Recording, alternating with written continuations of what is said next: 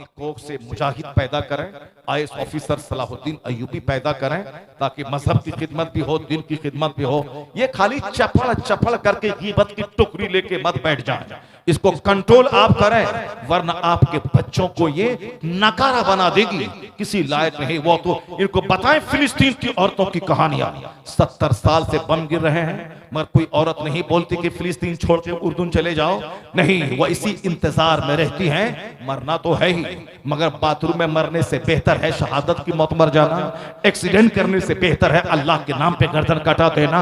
मौत जहां जाओगे साथ जाएगी, और सबसे आला दर्जे की मौत है कि अल्लाह के नाम पे गर्दन कट जाए।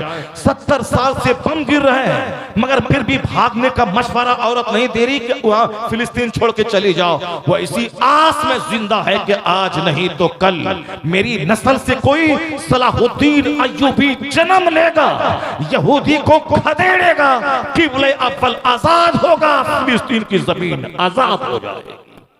इसी इंतजार में 70 साल से है और अब वह वक्त करीब आ रहा है। सारी दुनिया में इसराइल नंगा हो चुका है, जिसको एक धमक थी कि हमारी इंटेलिजेंस, हमारा मोसाद, हमारा हथियार, हमारी ताकत एक परिंदा पर नहीं मार सकता है। तुम्हारे मुल्क में 800 रॉकेट ताक दिए गए, कहां गई इंटेलिजेंस, कहां गई तेरी फौज, और कहां गई तेरी जहानत, कहां गई तेरी चाबुक दस्ती।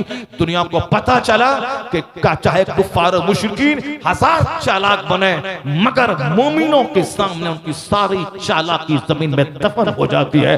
जिस दिन ये मुसलमान बदअमल है वो तो तब तक तो यह जलील है, लेकिन जिस दिन यह जिहाद का जज्बा लेके सामने आया, नमाज रोजे हज व ज़कात, बुराइयों को मिटाना, नेकी फैलाना, जुल्म अत्याचार के खिलाफ जिहाद करना, जिस दिन यह क्वालिटी पैदा हुई उस दिन दुनिया भी तुम्हारी है, उक़बा भी तुम्हारा है। कि मोहम्मद से वफा तूने तो हम तेरे हैं, ये जहां चीज है क्या लौहो कलम। आज भी आंखों से देख सकते हैं कि जो काफिर बोला था कि 3 दिन में इन मुसलमानों को मिटा दूंगा, इनके शहर को उजाड़ दूंगा, इन्होंने इन्होंने उन्होंने साहब मक्खी के छत्ते में हाथ डाला, इसको जला के राख कर दूंगा। 2 महीने होने वाले हैं। नाक में दम करती नियत थे इन मुसलमानों ने, और पूरी दुनिया की जो महाशक्ति अमेरिका ही है जो नौजवानों के साथ जंग कर रहा है। इसराइल नाम का कोई मुल्क दुनिया में नहीं है, वह जो कुछ भी है वह अमेरिका की कॉलोनी है, अमेरिका का बच्चा है, अमेरिका ने इसको पैदा किया है। वह बोला था 3 दिन में मिटा देंगे इन मुसलमानों को। 2 महीने हो गए, लेकिन आज वह घुटने टेक दिया है। आखिर खाए क्या उस मुसलमानों के साथ में? जो अल्लाह के दीन की मदद करेगा अल्लाह उसकी मदद करेगा, जो किबले अव्वल के लिए मैदान में आएगा, बच्चों को शहीद करवाएगा, अल्लाह उसकी मदद करेगा। उसके पास अमेरिका का बम है, इनके पास कुरान, हदीस और मुस्तफा की मदद की ताकत मौजूद है। जब दोनों में टकराव हुआ तो अमेरिकी बम ज़ेर हो गया, मुजाहिदीन का कलमा बुलंद हो गया। अम्मा बअद फ़अऊज़ु बिल्लाहि मिनश शैतानिर रजीम। बिस्मिल्लाहिर रहमानिर रहीम। नहनु नक़ुस्सु अलैका अहसनल क़सस। सदक़ल्लाहुल अज़ीम व सदक़ रसूलुहुन नबियुल करीम। एक बार सारे लोग मिलकर दरूद शरीफ पढ़ें। अल्लाहुम्मा सल्लि अला सय्यदना व मौलाना मुहम्मदिन मअदनिल जूद वल करम व आलिहि व बारिक व सल्लिम सलातन व सलामन अलैका या रसूलल्लाह। असबत कुरान कॉन्फ्रेंस, आप लोगों ने अपना कीमती वक्त दिया, आपने गुफ्तगू समाअत की, नातो मनक़बत के अशार आपने सुने। आप जब यहाँ से उठेंगे तो आपको लगेगा कि मैंने कोई अच्छा काम किया। जब अच्छा काम करने के बाद खुशी हो तो आप समझ जाएं कि यह काम अल्लाह की बारगाह में कबूल हो गया। नेकी उसे कहते हैं जिसके करने के बाद दिल में खुशी हो, और गुनाह उसे कहते हैं जिसके करने के बाद दिल में एक खटक सी महसूस हो, अंदर से उसको महसूस हो के मैंने गलत किया है, तो समझ लें कि उनका दिल जिंदा है। और अगर गुनाह करने के बाद खुशी हो तो समझ जाएं कि उसका दिल मर चुका है। और नेकी करने के बाद जब खुशी हो तो समझ जाएं कि दिल अभी जिंदा है। रात के इस वक्त तकरीर सुनना बहुत मुश्किल काम है, लेकिन आप मुश्किल काम करें थोड़ी देर, उसके बाद सलातो सलाम और दुआ पे अपने अपने घर को रुखसत हो जाए। रोजाना आप सोते ही रहते हैं, कभी कभी जागने का मौका मिलता है तो जागें और अपनी तकदीर जगाएं। सारी दुनिया आपके खिलाफ है और आपको अभी खुदा की रहमतों और बरकतों की सख्त जरूरत है। आज हमें अल्लाह की रहमतों की सख्त जरूरत है, नेक लोगों की दुआओं की सख्त जरूरत है, वरना सारी दुनिया हमें मिटाने के लिए कसम खा चुकी और उसका आगाज भी दुनिया कर चुकी है। अब ऐसे में हमारे पास सिर्फ एक ताकत है, वह है रूहानी ताकत। एक ताकत हमारे पास है, वह है ईमानी ताकत। एक ताकत हमारे पास है, वह है कुरानी ताकत। अगर यह ताकत भी हमसे रुखसत हो जाए तो फिर हम खोखले होकर रह जाएं। कुरान करीम हर दर्द का इलाज अपने दामन में रखता है। अगर आपने थोड़ी देर तवज्जो से कुरान शरीफ की एक बात सुन ली तो फिर मैं कोशिश करूंगा कि तकरीर करूं,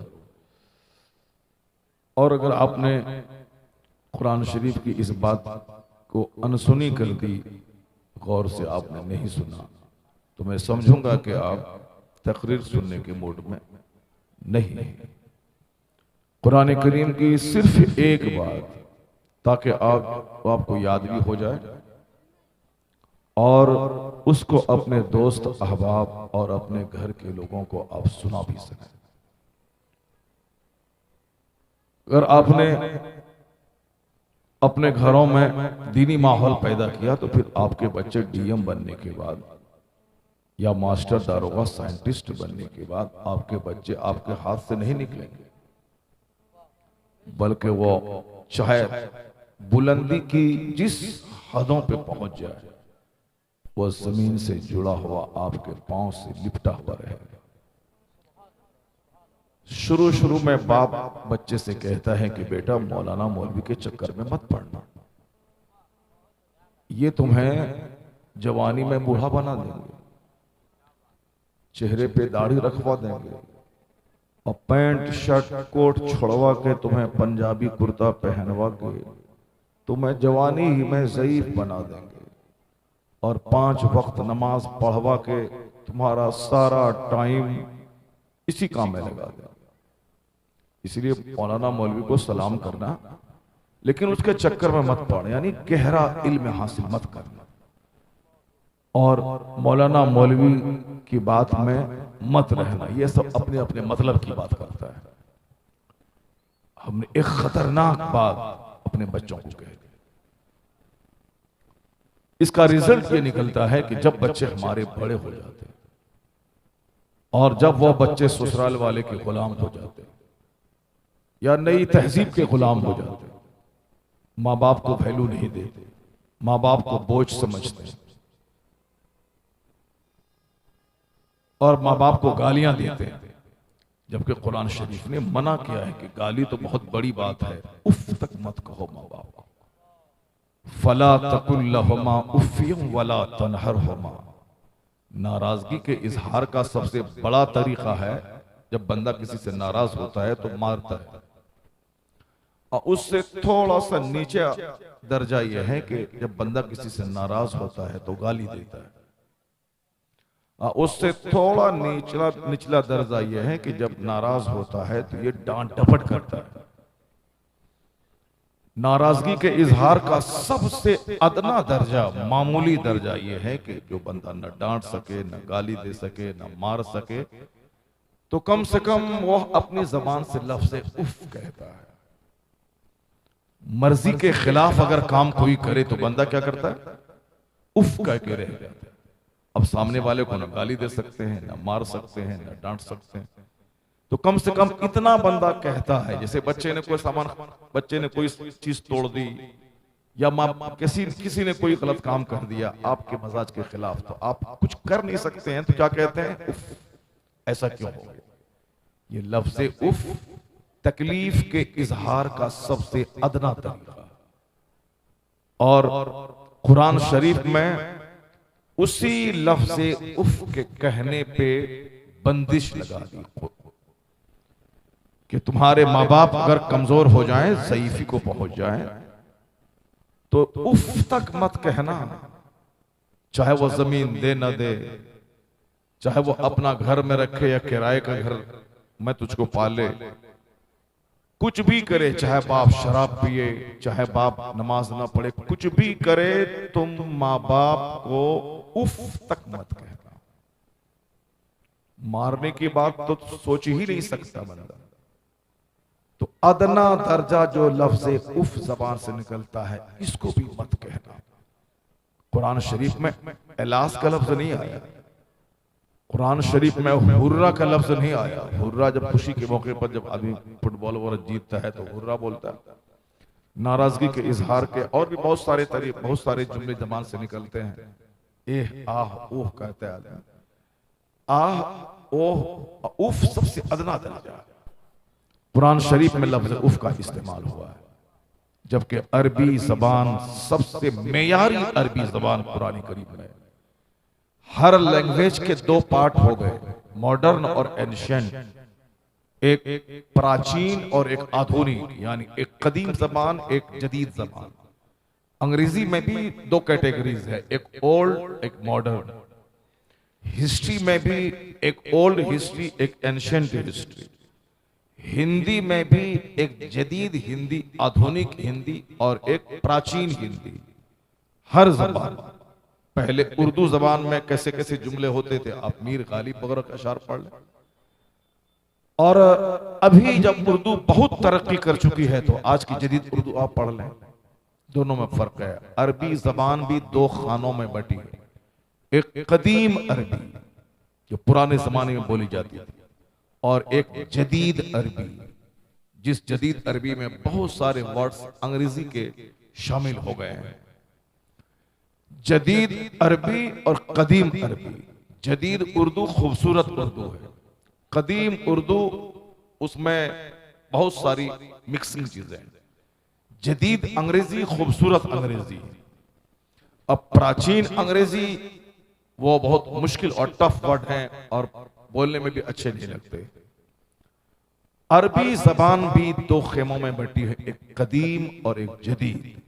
लेकिन आपको ताज्जुब होगा कि कुरान शरीफ जो 1400 साल पहले इस दुनिया में नाजिल हुआ है, उस कुरान करीम की जबान को जब बंदा पढ़ता है, इस्तेमाल करता है, तो ऐसा लगता है कि कुरान आज के तनाजुर में आज नाजिल हुआ है।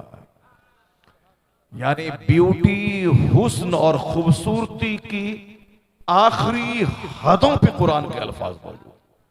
तो आज से 5000 साल के बाद भी अगर और डेवलप कर जाए अरबी जबान, तो भी अरबी जबान के माहिरीन का यह कहना है कि कुरान के हुस्न का जलवा अपनी जगह बरकरार है।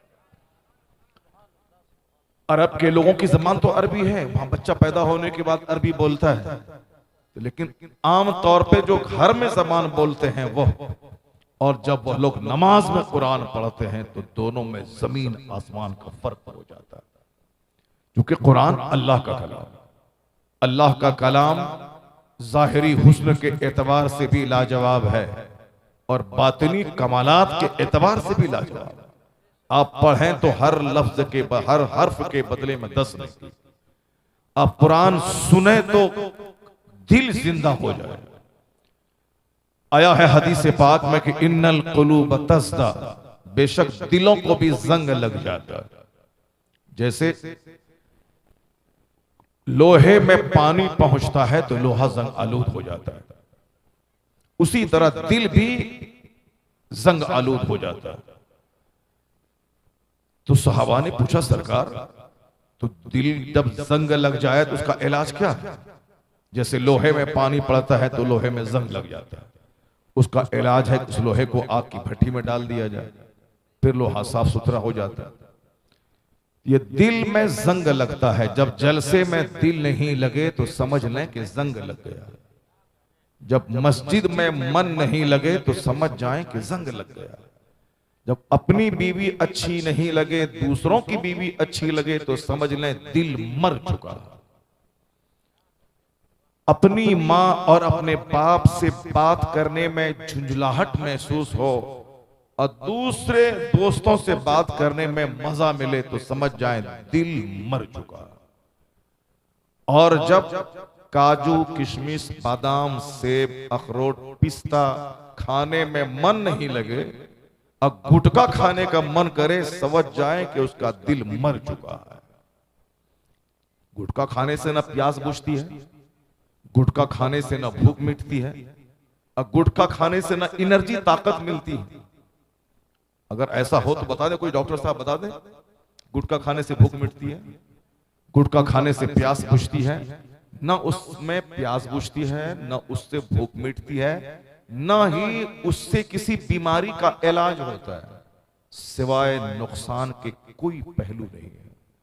गुटखा खाने से आंख की बीनाई कमजोर होती है, गुटखा खाने से जबान की सफाई खत्म होती है, आदमी हकलाने और गोंगापन के करीब पहुंच जाता है। बहुत सारे बच्चे की जबान बंद हो गई जो रोजाना 100 पुड़िया खाते थे। और गुटखा खाने से किडनी फेल होती है, बहुत सारे बच्चे इस मरीज में मुब्तला हो गए और मर गए। इतना सब कुछ जानने के बावजूद भी लोगों को लगे कि यही खाना चाहिए, तो समझ लें उसका दिल मर चुका। जब दूध और पानी पीने में मजा नहीं मिले, ताड़ी और शराब पीने में मजा आए, समझ लें कि दिल मर चुका। इस रुए जमीन पे सबसे बेहतरीन जगह है मस्जिद। हुजूर ने फरमाया कि इन अहब्बल बिलाद मसाजिदुहा, तमाम जगहों में सबसे ज्यादा पसंदीदा जगह है मस्जिद अल्लाह के नजदीक। और सबसे बुरी जगह है बाजार, क्योंकि बाजार में झूठ बोला जाता है, बाजार में माल का ऐब छुपा के बेचा जाता है, बाजार में दूसरों को ठगा जाता है। तो ठगने की जगह, झूठ की जगह सबसे बुरी जगह। मगर चूंकि जरूरत है, सौदा सलब खरीदना है, इसलिए अच्छा आदमी वो है जो सबसे लेट से बाजार जाए और सबसे पहले बाजार से निकल जाए। और सबसे बुरा आदमी वो है जो सबसे पहले बाजार जाए और सबसे लास्ट में बाजार से आए। यह काम गांव समाज का जो फटीचर क्लास का हीरो होता है, जिसका कोई काम नहीं है, जो डीएम नहीं है, एसपी नहीं है, दारोगा नहीं है, मास्टर नहीं है, साइंटिस्ट नहीं है, वैज्ञानिक नहीं है, जो एमडी नहीं है, जो एमबीबीएस नहीं है, वो फटीचर क्लास का आदमी है, किसी काबिल नहीं है। वही सज धज के पैंट शर्ट अंडर सेटिंग करके बाजार सबसे पहले जाता है। वह घूमता रहता है, सबका मुंह देखता है, किसकी बेटी आ रही है, किसकी बेटी जा रही है, कोई दोस्त मिले के चाय पिला दे, कोई दोस्त मिले के पान खिला दे, बस वह घूमता रहता है, सूंघता रहता है बाजार। सारे लोग चले जाते हैं, तब आखिर में वो आता है बाजार से। सबसे बुरी जगह बाजार है। बुरा शख्स है जो पहले जाए बाद में आए। और सबसे बेहतरीन जगह मस्जिद है, जो सबसे पहले जाए और सबसे लास्ट में निकले। सुभान अल्लाह, सुभान सुभान। सबसे अच्छी जगह मस्जिद है, जो सबसे पहले वहां जाए और सबसे आखिर में वहां से निकले। आप गवाह रहें कि यह शख्स जन्नती है। जिसका दिल मस्जिद से लगा हुआ रहे, उसके जन्नती होने की गवाही दे। और कुरान शरीफ हदीस में भी आया है कि कयामत के दिन 7 टाइप के लोग होंगे जो अल्लाह के अर्श के साए में होंगे। सुभान अल्लाह। 7 टाइप के लोग, ए लड़का, ए बाबू, ए बताइए, सुनी नहीं, उस सब कुछ सुन रहा है मगर चूंकि वो ध्यान नहीं दे रहा हो। हाँ, जाहिर सी बात है, फटीचर क्लास का जो आदमी होगा उसका हाल यही होगा। वो जलसे में क्यों बैठेगा, वो साहब झूठ की महफिल में जाएगा। जलसे में बैठने वाला तो ये बंदा हमारा सामने है, एक एक जुमले को बिल्कुल मुसर्रत भरे लहजे में सुन रहा है। सुभान अल्लाह। ये हमारे बूढ़े लोग हैं 80 साल 70 साल के, ये इंडिया का जलसा आजकल छोकरों से भर जाता है।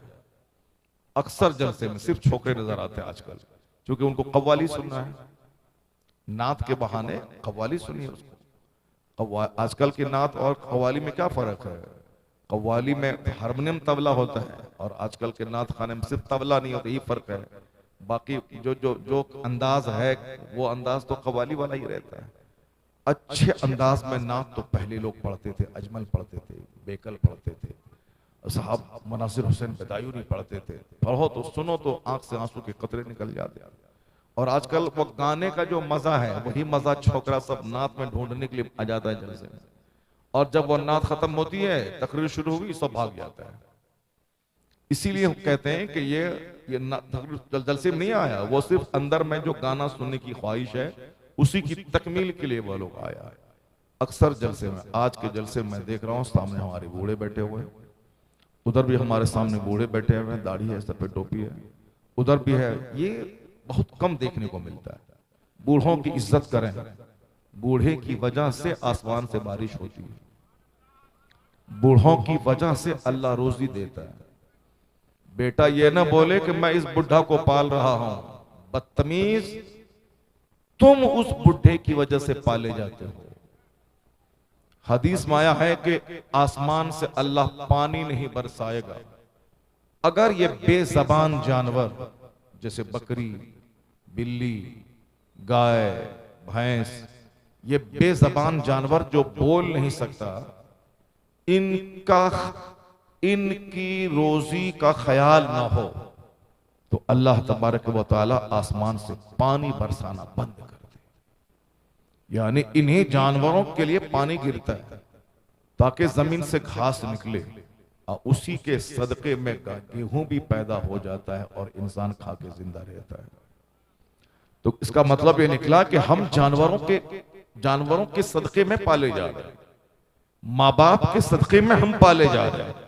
वरना जो एक छोकरा शादी नहीं किया है, एक एक टाका के लिए भीख मांगता है, और जब वही शादी के बाद 5 बच्चे का बाप होता है तो 10-10 हजार रुपये मस्जिद में खैरात करता है। पहले एक था तो रुपया माँ से भीख मांगता था, लेकिन अब जब शादी हो गई, बीवी हो गई, 4 बच्चे हो गए, तो अब ये बाप को भी 1000 रुपये दे रहा है, माँ को भी 2000 दे रहा है, बहन के पास जाता है वहां भी 2000 रुपये की मिठाई लेके जा रहा है, ससुरा सास के हाथ में भी रुपया दे रहा है, ससुर गरीब कमजोर है उसको 500 रुपये दे रहा। अकेली जान पहले भारी थी, अब शादी हो गई तो रोजी बढ़ गई उसकी। इसलिए अगर कोई ये कहता हो कि अब कम हम दो हमारे दो, हम दो हमारे एक, कम रहेंगे तो सुखी रहेंगे, नहीं, बल्कि बरकत अल्लाह जिसको दे दे वही सुखी रहता है। सबसे बड़ी चीज बरकत की है। ये हमारे उलमा कराम लोग हैं, अब इनका चेहरा देख लें, यह लोग ऐसी सदरी पहन लेते हैं कि एक अरबपति नहीं पहन पाता। यह लोग ऐसी पगड़ी पहनते हैं कि खरबपति नहीं पहन पाता। हमारे देखें अलाउद्दीन साहब के पास सदरी जैसी है, आपने कभी देखा किसी डीएम के बदन वैसी सदरी हो? नहीं मिलेगी। और जिस दिन जुमा के दिन हमारे ये हाफिज कुरान लोग मेंबर पे खड़े होकर हाथ में लाठी लेके तकरीर करते हैं तो ऐसा लगता है कि एक बादशाह है जो रियाया को ललकार रहा है। अगर विश्वास नहीं हो तो आपका बेटा अमेरिका में पढ़ता है, बैरिस्टर बन के आया है, आप सारे लोग बने बैरिस्टर बन के आया है, अमेरिका से पढ़ गया है, इसको मेंबर पे चढ़ा दो, यही नमाज पढ़ाएगा सबको? नहीं होगा ऐसा। चाहे बैरिस्टर, चाहे लॉयर, चाहे साइंटिस्ट, चाहे वैज्ञानिक, चाहे प्रोफेसर, चाहे टीचर, कुछ भी हो जाए, मेंबर पे वही चढ़ेगा जो बच्चा आलिम और हाफिज बना है। सुभान अल्लाह, सुभान। अब चाहे वो मजदूर का बच्चा क्यों ना हो, अगर आलिम दीन है तो वही सरदार बन के स्टेज पे चढ़ा होगा। अब उनका चेहरा देखें कितना खूबसूरत लगता है। आमदनी कितनी है? 10,000 रुपये महीना। खर्चा उसका कितना है? बंबई में जुमा के दिन जुमा पढ़ने के बाद इमाम साहब को 10-20 हज़ार रुपये हो जाते हैं। चूंकि नमाज खत्म होने के बाद जब मुसाफा करते हैं लोग, तो कोई 100 रुपया दे दिया, कोई 500 रुपये दे दिया। हुजूर ये मेरी तरफ से नजराना है, तनख्वाह नहीं, नजराना 500, 50, 100 जिस जो जैसा है। तो उस जुमा के दिन उनको 5,000 रुपये हो जाते हैं। मगर हमारे बिहार और झारखंड में वो नजराना क्या देगा इमाम साहब को? फजर की नमाज पढ़ने के बाद उसी के कमरे में घुस जाता है, इमाम साहब की चाय पी लेता है, इमाम साहब की चाय पी लेता है। तो हम लोगों का ये हाल है, इमाम साहब को देंगे क्या, उसी को नोच के खा लेते हैं। इमाम साहब का रुपया पहुंचा लिया, उसका 200, 400, 500 रुपया अब देता भी नहीं है बंदा। तो मैं कह रहा हूं कि जो बात मैं कह रहा हूं उसको गौर से सुनिएगा। ये आपको चाय भी पिलाते हैं और आने वाला इनका दोस्त अहबाब साथी बड़ा मौलाना आ गया के पीछे खर्च भी करते हैं। कस्तूरी और मुश्क और अंबर इनके कमरे में रहता है और 2-4 जुब्बा लंबा महंगा वाला रहता है। बरकाती टोपी 1 दर्जन रहती है। 1000 बीघा जमीन के जोतने वाले के पास जाइए, जुमा के दिन जब वो मस्जिद में आता है तो लुंगी फटी हुई है, कुर्ता घुमछा हुआ है, उसमें आयरन नहीं है, सर पे टोपी ठीक से नहीं है, अतर नहीं लगा पाता है। ये चेहरा इनका गौर से देखें आप कि इतना हसीन, इतना खूबसूरत, और कम कमाई में इतनी बरकत कहां से होती है? कम कमाई में बरकत कहां से होती है? बरकत यह है कि हुजूर ने इनके लिए दुआ दे दी है। सुभान अल्लाह, सुभान अल्लाह। कौन? जो कायनात के मालिक को मुख्तार है, उन्होंने दुआ दे दी। दुआ क्या दी है? इनका काम क्या है? इनका काम है जब माइक हाथ में लेते हैं तो कहते हैं हुजूर ने ये फरमाया। जब बच्चों को दरसगाह में पढ़ाते हैं तो कहते हैं कि हुजूर ने ये फरमाया। जब निकाह का खिताब खुतबा देते हैं तो कहते हैं काल काल रसूलुल्लाह, हुजूर ने ये फरमाया। बुखारी शरीफ पढ़ाएं तो कहते हैं कि आका अलैहिस्सलाम ने ये कहा। इनका काम ही है हुजूर की तालीमात को आम करना, हुजूर के शिक्षाओं को का प्रचार प्रसार करना, हुजूर की तालीमात को आम करना। तो अब हुजूर का काम ये कर रहा है कि सरकार ने ये कहा, खाने के बारे में ये कहा, पीने के बारे में ये कहा, सोने के बारे में ये कहा, जागने के बारे में ये कहा। हम बीवी हैं तो हुजूर ने हमारी जिम्मेदारी ये बता दी, शौहर हैं तो शौहर की जिम्मेदारी ये बता दी, मुर्दे को कैसे नहलाना है, कैसे दफनाना है, कैसे गुस्ल देना है, कैसे लेके चलना है, कैसे कब्र में डालना है, कैसे मिट्टी डालना है, बच्चा पैदा हो तो कैसे सबसे पहले कान में अजान डालना है, अजान देना है, तकबीर कहनी है, सबसे पहले बुजुर्गों के मुंह का लुआब तहनीक के तौर पर अपने बच्चे के मुंह में डालना है। यानी पैदाइश से लेके मौत तक कोई ऐसा डिपार्ट नहीं है जिस डिपार्ट में हुजूर ने हमारी रहनुमाई नहीं की। हर डिपार्ट में हुजूर ने मेरा मार्गदर्शन किया और इस मार्गदर्शन को ये मौलाना बताते हैं। आप गाली भी दे दें इसको कि तुमको मस्जिद से भगा देंगे, तुम हमारे यहाँ आके खाना खा के मोटा हो गया हो। ये बोलता है नमाज पढ़ो, नमाज पढ़ना फर्ज है वरना जहन्नम की आग में जल जाओगे। आप उनकी रोजी रोटी पे लात मारते हैं और वह आपको जन्नत का रास्ता दिखा रहा है। इससे सुपीरियर तबका कोई नहीं मिलेगा जो हमेशा मुस्तफा की बात करता है। तो हुजूर ने भी इनको दुआ दे दी, जाओ नद्दरल्लाहु अमरन मन समिअ मिन्ना हदीसन फबल्लगहु कमा समिअ। मुस्तफा कहते हैं अल्लाह मेक हिम ग्रीन, अल्लाह उसे हरा भरा रखे जो मेरी हदीस सुनता है, दूसरों को सुनाता है। जोर से बोलिए सुभान अल्लाह, हाथ उठा के बोलिए ला इलाहा इल्लल्लाह। इस 3 बजे भोर में कैसे तकरीर होगी? मगर आप लोग गौर से सुन रहे हैं, बहुत बड़ी बात है। जो काम बंबई वाला नहीं करता है वो काम झारखंड वाला कर रहा है। सुभान अल्लाह, बेदारी आ रही है और आप तकरीर सुन रहे हैं। मैं दाद देता हूं आपको, वरना अब तकरीर कोई नहीं सुनता, सब भाग जाता है।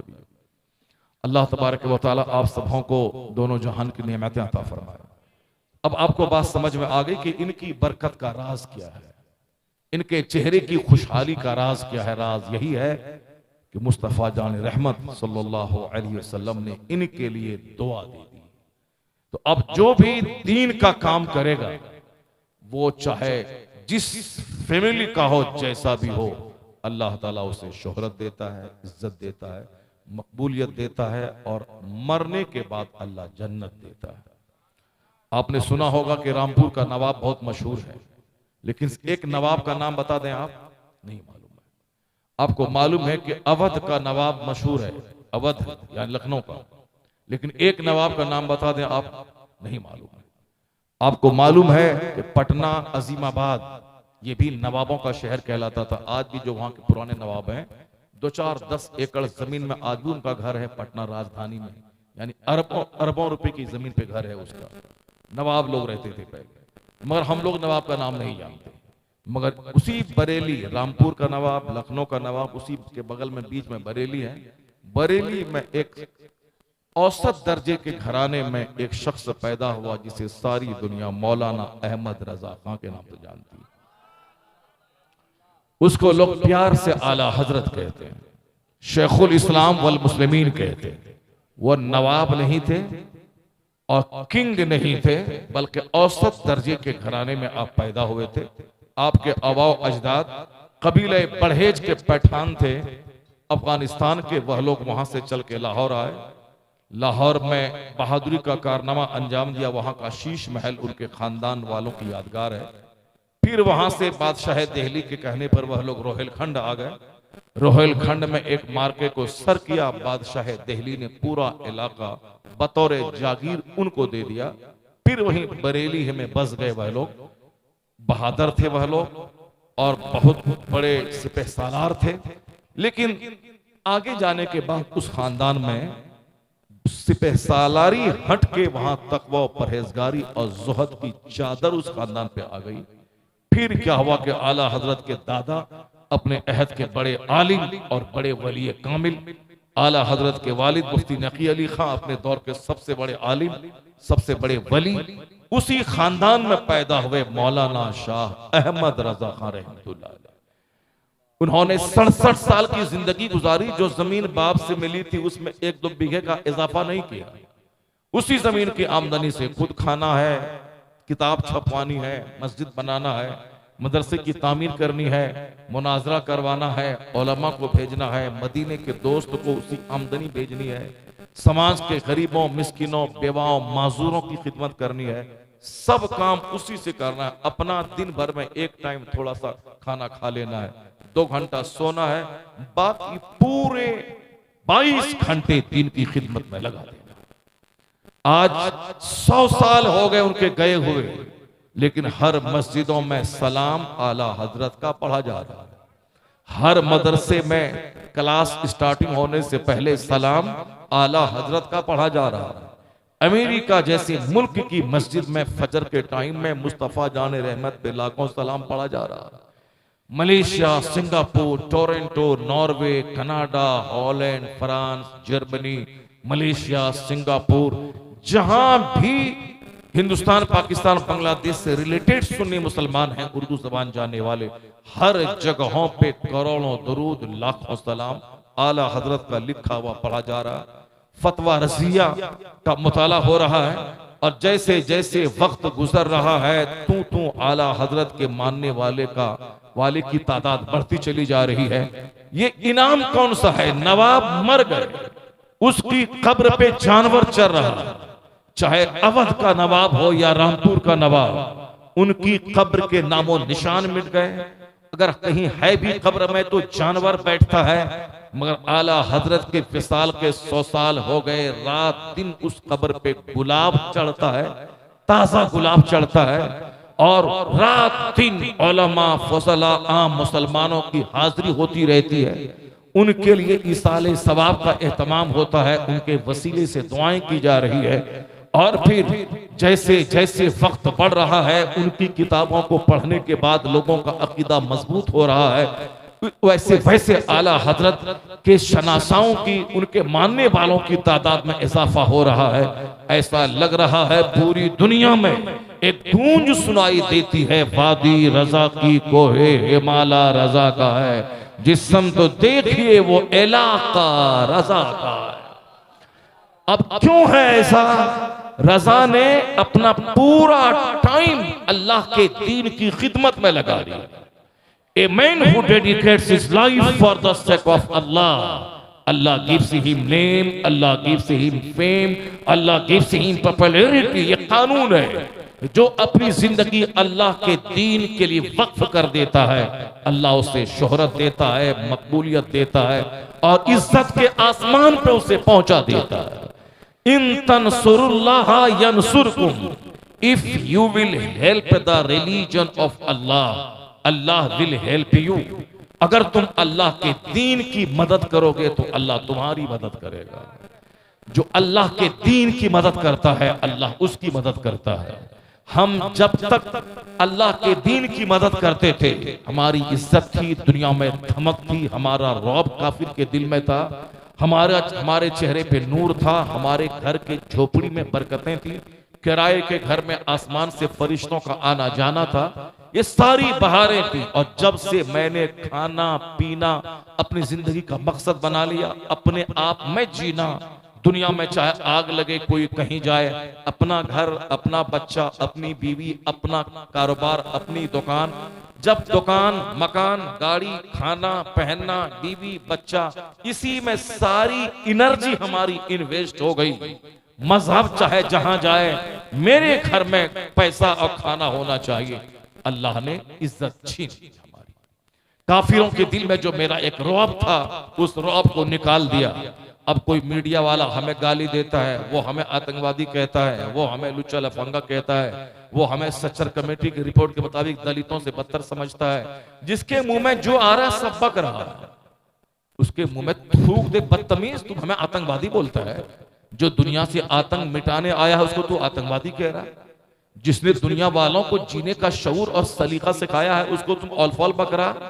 जो मुस्तफा जाने रहमत सारी कायनात के रहमत बन के आया है, उनको एक लुच्चा लफंगा, सारी जिंदगी नापाक रहने वाला, पाखाना लपेटने वाला, वो पैगंबर आजम के खिलाफ बोल रहा है। हमारा चैलेंज है कि सारी जिंदगी वो पाक नहीं होगा, चूंकि छोटे से लोटिया का पानी वो लपेट करके पाखाना को और लपेट लेता है, उसके बदन से बदबू आती है। जो जिंदगी भर अपने बदन को पाक नहीं कर सका, वो पाक मुस्तफा के खिलाफ नापाक जबान खोल रहा है। वो ये एक जो रौब काफिर के दिल में था, अल्लाह ने उसको निकाल दिया। क्योंकि ये रौब इसलिए था कि सारी दुनिया खाने पीने के लिए पैदा हुई और हम लोग नमाज रोजे हज ज़कात के लिए पैदा हो गए, अल्लाह की इबादत के लिए पैदा हो गए। दुनिया में आग लगे किसी को कोई परवाह नहीं, मुसलमान दूसरों की खिदमत के लिए पैदा हुआ। नेकी का हुक्म देना, बुराई से रोकना, यही तो काम है। जुमा के दिन तकरीर, अच्छा काम करो, बुराई से रुक जाओ। ईदैन का खुतबा, अच्छा काम करो, बुराई से रुक जाओ। निकाह में तकरीर, अच्छा काम करो, बुराई से रुक जाओ। जलसा जुलूस में 5 घंटे की तकरीर, अच्छा काम करो, बुराई से बच जाओ। ताड़ी मत पियो, शराब मत पियो, ज़िना मत करो, झूठ मत बोलो, माँ बाप को मत सताओ, अपनी बीवी को तलाक मत दो, अपने घर में ठीक से रहो, पड़ोसी का हक बजा लाओ। यही सारी बातें होती हैं जलसे में, जुलूस में, जुमा में, ईद में, बकरीद में, निजी महफिलों में, महफिल मिलाद में। जो अच्छा काम करने के लिए पैदा हुआ है और अच्छाई का आदेश देने के लिए पैदा हुआ है, आज इसको ये नापाक ललकार रहा है, हमें आतंकवादी कह रहा है। कसूर उसका नहीं है, कसूर हमारा है। जब तक हम अपनी जिम्मेदारी निभा रहे थे, उस वक्त तक अल्लाह तबारक व तआला हमारी एक हैबत दुश्मनों के दिल में डाल दी थी और हमारी मदद अल्लाह फरिश्तों से करता था।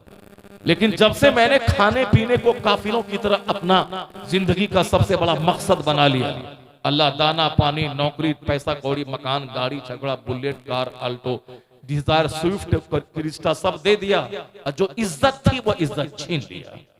आज भी आंखों से देख सकते हैं कि जो काफिर बोला था कि 3 दिन में इन मुसलमानों को मिटा दूंगा, इनके शहर को उजाड़ दूंगा, इन्होंने साहब मक्खी के छत्ते में हाथ डाला, इसको जला के राख कर दूंगा। 2 महीने होने वाले हैं।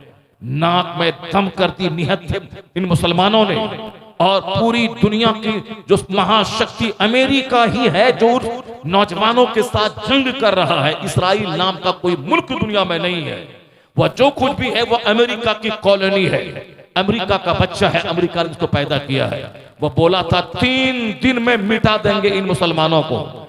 2 महीने हो गए, लेकिन आज वह घुटने टेक दिया। आखिर खाए क्या उस मुसलमानों के साथ में? जो अल्लाह के दीन की मदद करेगा, अल्लाह उसकी मदद करेगा। जो क़िबले अव्वल के लिए मैदान में आएगा, बच्चों को शहीद करवाएगा, अल्लाह उसकी मदद करेगा। उसके पास अमेरिका का बम है, इनके पास कुरान, हदीस और मुस्तफा की मदद की ताकत मौजूद है। जब दोनों में टकराव हुआ तो अमेरिकी बम ज़ेर हो गया, मुजाहिदीन का कलमा बुलंद हो गया।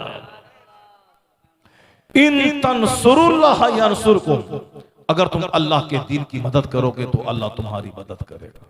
हमारी सारी इज्जतें इसी में है कि हम अल्लाह रब्बुल इज्जत के दीन की खिदमत करें। अल्लाह हमें फतह देगा, इज्जत देगा, हुकूमत देगा, सराहत देगा, सल्तनत देगा, और मरने के बाद मुस्तफा की शफाअत से हमें जन्नत देगा। बात हो गई। अब तकरीर शुरू करता हूं, जरा गौर से सुनिए। सुनेंगे ना तकरीर? जरा जोर से बोले सुभान अल्लाह। अब कोई उठेंगे तो नहीं आप लोग यहां से? 4 घंटा नहीं बोलेंगे, सिर्फ 1 घंटा बोलेंगे। गौर से सुनिए। कुरान शरीफ की एक बात जरूर सुन के जाइए जो मैं बोलने वाला हूं। अब उस एक बात से पहले जो हदीस मैंने छेड़ दिया उसको सुन लीजिए आप। क्या मौलाना साहब? कुरान शरीफ की जो बात है, सिर्फ एक चैप्टर खोलूंगा कुरान का सिर्फ एक चैप्टर खोलूंगा, उसको आप याद कर लेना है। और घर में जब भी दस्तरखान बिछे और आप लोग सब मिल के खाना खाएं, उस वक्त में ऑल फॉल राजनीति पॉलिटिक्स 2024 में मोदी जी आएगा, कौन आएगा, वो सब बात नहीं करनी। बात ये करनी है कि हम किस लिए पैदा हुए हैं, मरने के बाद जन्नत मिलेगी कि नहीं मिलेगी, और कौन सा काम करने से जन्नत मिलती है और क्या काम करने से जहन्नम मिलता है। मौलाना साहब तकरीर में क्या कह रहे थे, बस एक हदीस पाक का चर्चा छेड़ देना है। 10 मिनट में खाना भी हो जाएगा। जो छोटा छोटा बच्चा है उसके दिमाग में अल्लाह रसूल की मोहब्बत भी पैदा हो जाएगी। सुभान अल्लाह, सुभान अल्लाह। अगर आपने बच्चों के सामने बोला कि धोनी इतना विकेट ले लिया, विराट कोहली इतना विकेट ले लिया, सचिन तेंदुलकर इतना बड़ा बॉलर था, तो आपका बच्चा भी क्रिकेटर हो जाएगा। अगर आपने ये बोला कि पंडित जी हार जाएगा, अखिलेश जीत जाएगा, नीतीश कुमार हार जाएगा, हेमंत सोरेन मर जाएगा और मोदी जी 2-4 दिन के बाद मर जाएंगे, अमित शाह को फालेज मार देगा, और ये सब अगर आपने कहा तो आपका बच्चा भी पक्का पॉलिटिकल माइंडेड हो जाएगा। अगर आपने ये बोला कि फला आदमी 1 करोड़ का घर बना लिया, फला आदमी 2 करोड़ का बंगला बना लिया, फला आदमी 1 करोड़ की कार खरीद ली, तो आपका बच्चा भी पक्का दुनियादार हो जाएगा। अगर आपने ये कहा कि फला तहज्जुद पढ़ता है, फला इशराक पढ़ता है, फला 1000 दरूद पढ़ता है, फला 1000 बार कलमा पढ़ता है, फला मौलाना साहब हर 3 दिन में खत्म कुरान करते हैं, तो आपका बच्चा भी नमाजी और कुरान पाक की तिलावत का आदी हो जाएगा। सुभान अल्लाह, सुभान। जरा जोर से बोले सुभान अल्लाह, सुभान अल्लाह। जो आदमी कुरान शरीफ पढ़ता है, अल्लाह उसको इतनी इज्जत देता है दुनिया में कि सारी कौम पीछे और वो आगे रहता है। अब मरने के बाद कहा जाएगा कुरान पढ़ते जाओ, जन्नत की मंजिलें तय करते जाओ। जहां कुरान खत्म होगा उसी बुलंदी पे जन्नत में उसका महल होगा। सुभान अल्लाह, सुभान अल्लाह। कुरान पढ़ें, कुरान पर अमल करें, अपने बच्चों को पढ़ाएं, और सिर्फ हाफिज बना के मत छोड़ दें। हाफिज बना के आप सड़क पे चले जाओ तो पंचर बनाओ, मोबाइल बनाओ, ये ठीक करो, वो नहीं। हाफिज बनाने के बाद इनको MBBS डॉक्टर बनाए, इनको इंजीनियर बनाए। अभी 4 हाफिज कर्नाटक का वो नीट निकाला, 720 में 680 नंबर निकाला और अच्छे कॉलेज में एडमिशन हुआ। अब 2 साल के बाद MBBS डिग्री होल्डर डॉक्टर बन के आएगा वो। इसलिए जो सिर्फ जो स्कूल में जो बच्चा पढ़ता है उसकी कमजोरी ये होती है कि वो सबक रट नहीं पाता। यही वजह है कि 1 लाख बच्चे में 2-4 बच्चे कामयाब होते हैं, बाकी बच्चे सब फेल हो जाते हैं। उनको अच्छे ढंग से अंग्रेजी नहीं आती। MA करने के बाद कायदे से वो अंग्रेजी बोल नहीं पाता है। और फिर बहुत कम बच्चे हैं जो डॉक्टर इंजीनियर बनते हैं। अक्सर बच्चे सबक याद नहीं कर पाते हैं, उनका दिमाग कुशादा नहीं होता। वो सिर्फ ABC में 4 ऑप्शन है, उसमें से एक में टिक लगाना है, टिक लगा दिया, चलो यही सही हो जाए, लगा दिया, टिक लगा दिया। ABCD उसमें 4 में से जवाब लिखा हुआ है, उसी में टिक लगा दिया। मगर ये बच्चे जो है शुरू से कुरान रटते रटते इनका दिल भी कुशादा हो जाता है, इनका दिमाग भी खुल जाता है। और कुरान पढ़ने की वो बरकत होती है कि स्कूल का बच्चा जिस चैप्टर को 8 घंटे में नहीं रट पाता है उसको ये आधा घंटा में रट लेता है। अगर यकीन नहीं आए तो मैं भी मदरसे में पढ़ा हूं और मैं भी स्कूल में पढ़ा हूं। मैंने मैट्रिक में 500 लड़कों में फर्स्ट किया है। सुभान अल्लाह। बचपन से मैं अंग्रेजी स्कूल में नहीं पढ़ा हूं, मदरसे का तालिब इल्म हूं, मगर मैंने सिर्फ प्राइवेट सेल्फ स्टडी करके मैट्रिक का एग्जाम दिया है। 500 लड़कों में सबसे टॉप रिजल्ट मेरा रहा, क्योंकि वह लोग पढ़ना ही नहीं जानते, स्कूल के बच्चे पढ़ना नहीं जानते। और हमारे यहाँ तो बचपन से यही सिखाया जाता है कि कुरान शरीफ रटना सिखाया जाता है, और कुरान शरीफ जहां याद किया बाकी सारा चैप्टर याद करना आसान हो जाता है। इंटरमीडिएट में मैंने पूरे कॉलेज नहीं 10 कॉलेज में टॉप रिजल्ट मेरा रहा, 10 कॉलेज के सारे बच्चों में सबसे टॉप रिजल्ट रहा। ये कुरान शरीफ की बरकत है। और मैंने अंग्रेजी में ऑनर्स किया, 3 इयर्स डिग्री वाला कोर्स हमारे बैच से ही स्टार्ट हुआ इंडिया बिहार में। उसमें मैंने अंग्रेजी इंग्लिश में ऑनर्स मैंने किया अंग्रेजी में, जबकि अक्सर मदरसे के पढ़े लिखे अगर एमए कर भी लेते हैं, अरबी और उर्दू में करते हैं, अंग्रेजी में लाखों में कोई एक करता है, मगर मैंने अंग्रेजी में एमए किया, अंग्रेजी में ऑनर्स किया। और ऐसे वैसे नहीं कि 3rd डिवीजन 2nd डिवीजन कर लिया, नहीं, बल्कि पूरे क्लास में अंग्रेजी ऑनर्स में सबसे टॉप रिजल्ट मेरा रहा।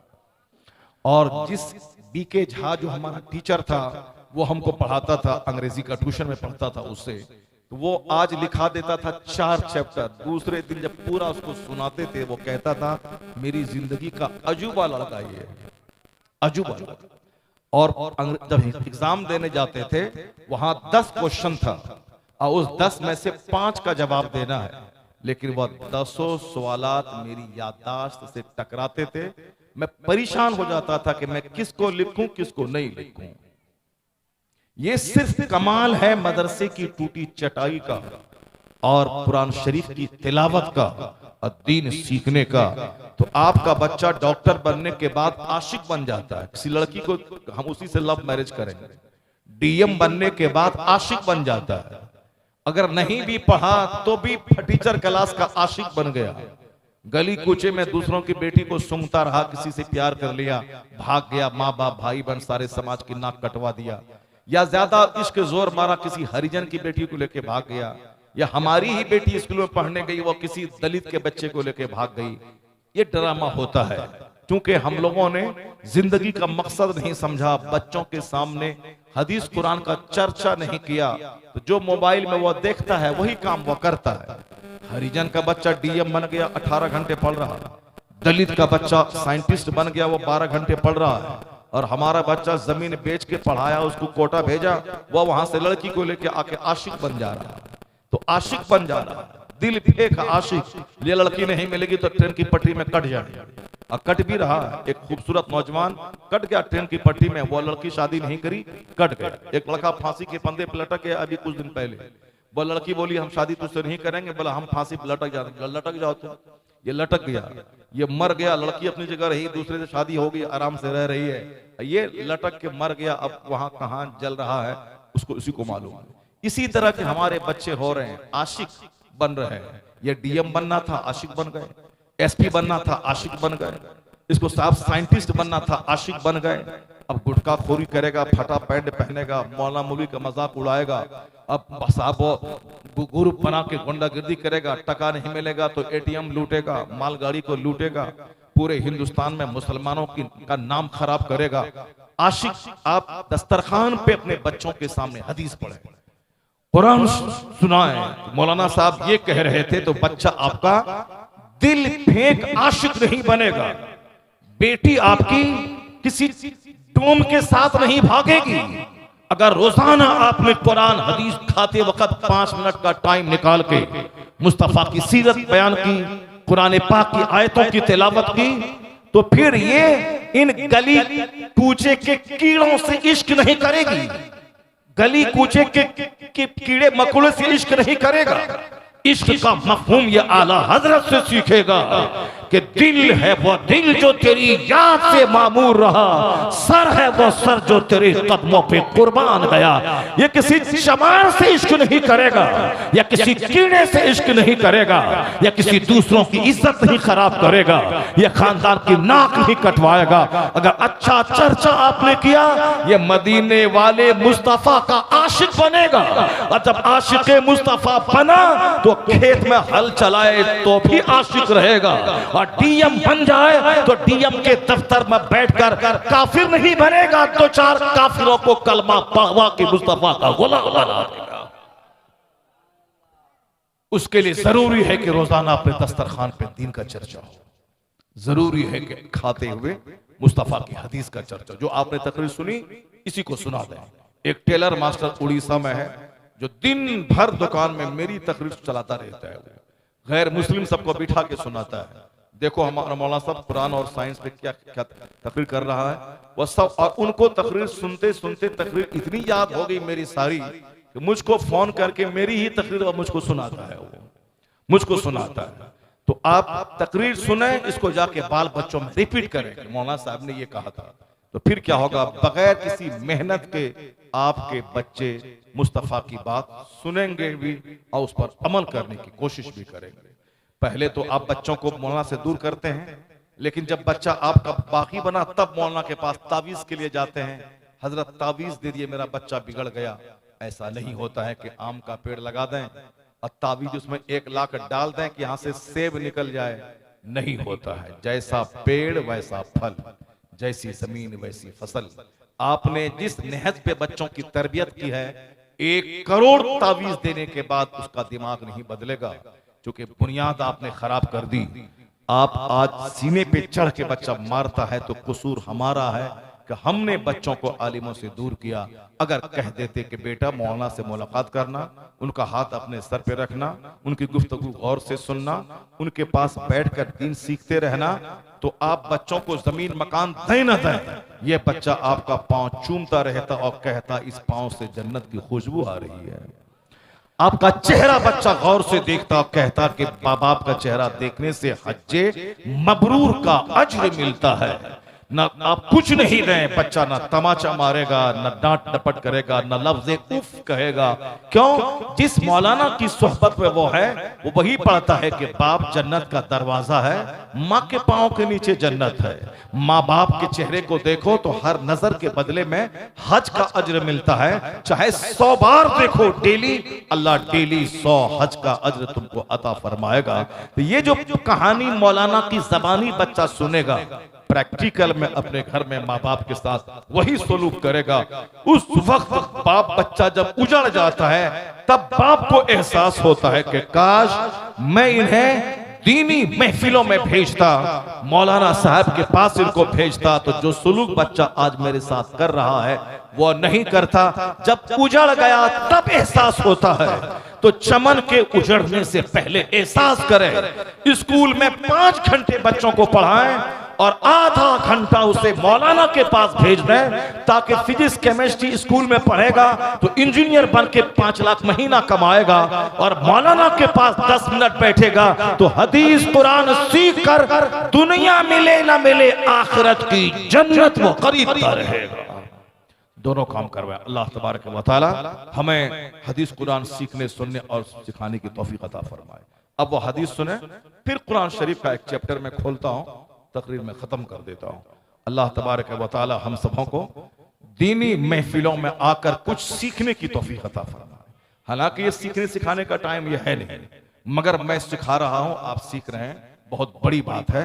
पहले वो हदीस सुन लें कि 7 टाइप के कौन लोग हैं जो कयामत के दिन अल्लाह के अर्श के साए में रहेंगे। 7 टाइप के लोग कयामत के दिन, कयामत का एक दिन 50,000 साल का होगा। 50,000 साल कान मिक़दारुहु 50 अल्फ सना। इसको आप समझ लें, दुनिया का 100 साल 1 सेकंड है। कहां? आखिरत के सामने। तो 1 सेकंड के लिए दिन रात मर रहे हैं, और जहां खरबों साल रहना है वहां की कोई चिंता, कोई फिक्र वहां की नहीं है। इसीलिए आज दिल मेरा सख्त हो गया, इबादत में नहीं लगता, चूंकि मेरे माँ बाप ने बताया ही नहीं कि आखिरत का एक दिन 50,000 साल के बराबर होगा। और दुनिया का जो दिन तेरा गुजर रहा है, बचपन के 15 साल, जवानी के 25-30 साल, बुढ़ापे के 10 साल, 70-80 साल में सब लोग मर जाते हैं। ये 100 साल कयामत के एक दिन के सामने 1 मिनट है। और हुजूर ने इसी को बताया कि तुम में से कोई शख्स अपनी उंगली समंदर में डाल दे, फल यनजुर बिमा यरजा, फिर वो देखे कि उंगली में कितना पानी लगा है। समंदर में उंगली डाले, उंगली निकाले, कितना पानी इस पे लगेगा? एक कतरा, दो कतरा पानी लगेगा। हुजूर कहते यही मिसाल दुनिया और आखिरत की है। मरने के बाद की जो दुनिया है वो अपार समंदर के मानिंद है, और उसके मुकाबले में ये जो दुनिया है जिसमें हम लोग जी रहे हैं, यह एक कतरा पानी है। तो एक कतरा पानी के लिए सारे लोग मर रहे हैं, और जहां अपार समंदर की मानिंद जो दुनिया है उसकी कोई चिंता, कोई फिक्र नहीं है। माँ बाप 100 बीघा जमीन दे दे, उतना बड़ा एहसान बच्चे पे नहीं किया जितना बड़ा एहसान एक हदीस मुस्तफा की सिखा के करता है। और इसी को मुस्तफा ने कहा, मा नहल वालिदुन वलदहु मिन नुहलिन अफजल मिन अदबिन हसन। एक बाप अपनी औलाद को जितना भी गिफ्ट देता है, मकान, दुकान, गाड़ी, चकड़ा, कोई गिफ्ट अच्छा अदब सिखाने से बेहतर नहीं है। सुभान अल्लाह। 1 बीघा जमीन खरीदने में लगते हैं 3 करोड़ रुपए, जगह जगह के वैल्यू के हिसाब से, और एक अदब सिखाने में लगता है 1 मिनट।